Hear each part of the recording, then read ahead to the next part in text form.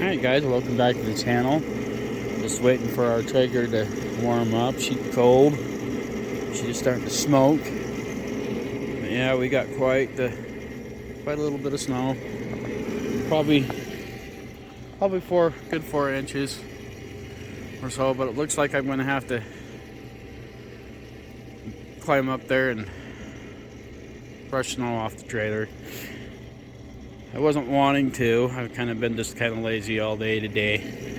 We had a little mishap last night, so we didn't get to do our apple crisp mushroom cobbler. So we are going to do that tonight. That's why I'm getting this Traeger fired up. I'm not sure how cold it is out here right now, but we'll go in here in a minute and we'll check. Just want to get the smoke out of this and get the lid closed. And on the barbecue sauce mess on the air fryer, it was actually really easy to clean up. It was just hot water, soap, and cleaned up really good. This is one part of your cook that you don't want to have on your food, so it's really good to get this smoke out of your air fryer. Or not, sorry, air fryer, your Traeger or smoker. This is what's called a dirty smoke, and if you put food in on that smoke, it'll make your food taste horrible from here on out.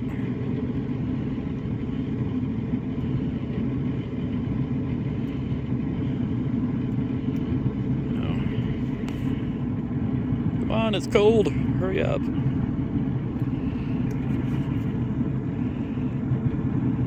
And it is really chilly out here.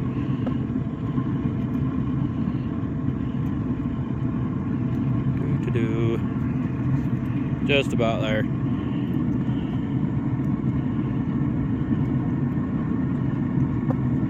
Alright.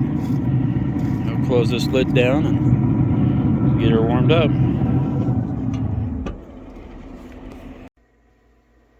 Alright, so in RV life, off-grid life, every once in a while you run into a problem at the worst of times. So this guy right here was cracked and found out it was leaking, and so it wasn't holding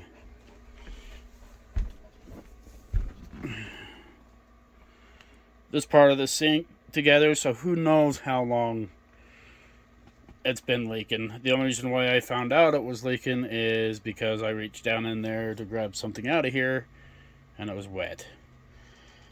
Oh, thank God we found out now. But things always seem to happen in the worst of times. But we're going to get this figured out. I hope. That was horrible. We got her fixed. We got her put back together and draining this perfectly fine.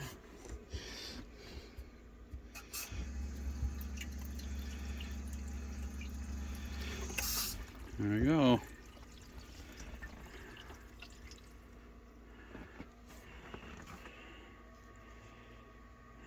Never know what your life is going to throw at you. Oh.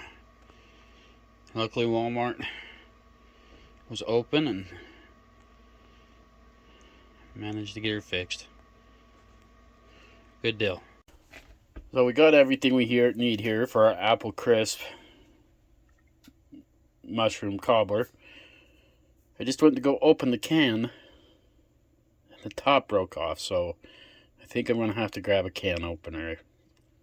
Sheesh. But anyway, what you're going to need for these cooks is you're going to need 2 cans of apple pie filling. This is the first time I'm doing an apple crisp. I love doing peach cobbler. So I picked up the apple crisp mix and yellow soft moist cake mix. 1 large pan. And your mushrooms sliced. And then you're going to need butter as well. I'm going to kind of get this can open and get things mixed up here, and we'll figure this out as we go. Oh yeah, the temperature from the outside. I was going to tell you that, show you that. So it's 28 degrees outside, 68 degrees inside. Right now it's cold. Alright, we'll get this put together. So I guess I'm gonna have to use the P38 to open this can, because that's the only thing I have to open up a can right now. Alright, so the next, we got this the apple crisp part all mixed in there good. So next we're gonna just float this cake mix on top. The mushroom is for the very, very last step, so you leave this out until the very, very end.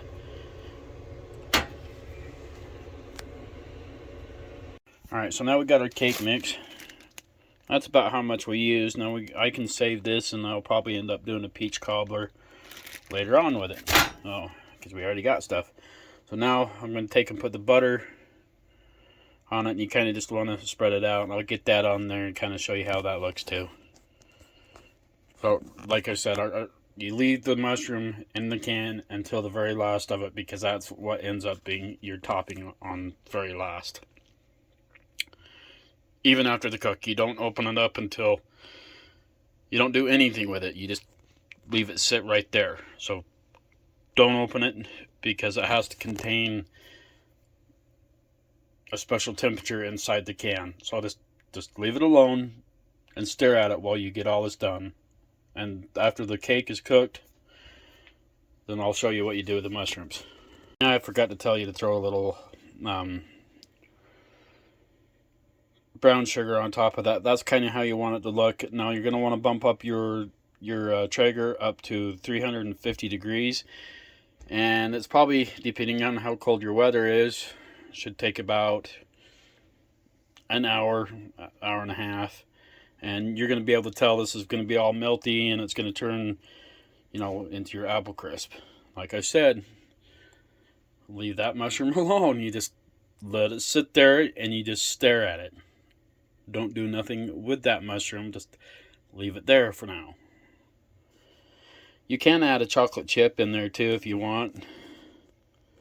That probably tastes pretty good. I've done that before.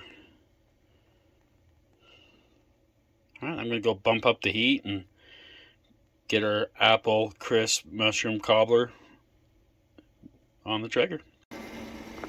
Okay, now at this point in time your butter has melted. There's going to be some places that it's not covered, so you're going to want to cover this. Let's take a spoon and just kind of spread it out around it, and that just so it's kind of even. And it will crisp. This is going to turn crispy by the time it's done, and that's how you're going to know it's done.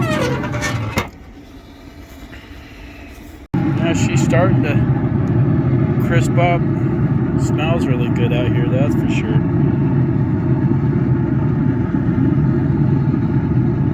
That's your butter right there. I can't wait for this. Nice cold day, hot apple crisp, cobbler mushroom. I'm down. Man, this thing smells awesome. Now remember, you just keep that can of mushrooms sitting right there. You're going to want to be hesitant to open that can up, but just leave that can right there. We're going to let that cool. Look at that, it's still steaming. And good. It smells good. It tastes freaking awesome. So your can of mushrooms that you have right here, I'm going to show you what you do with these. You walk over here, set it right back up there on your can of mushrooms, leave it, grab your fork, your plate,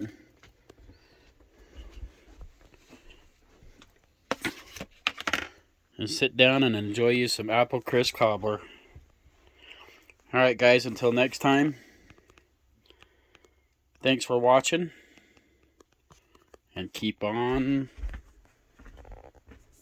grilling.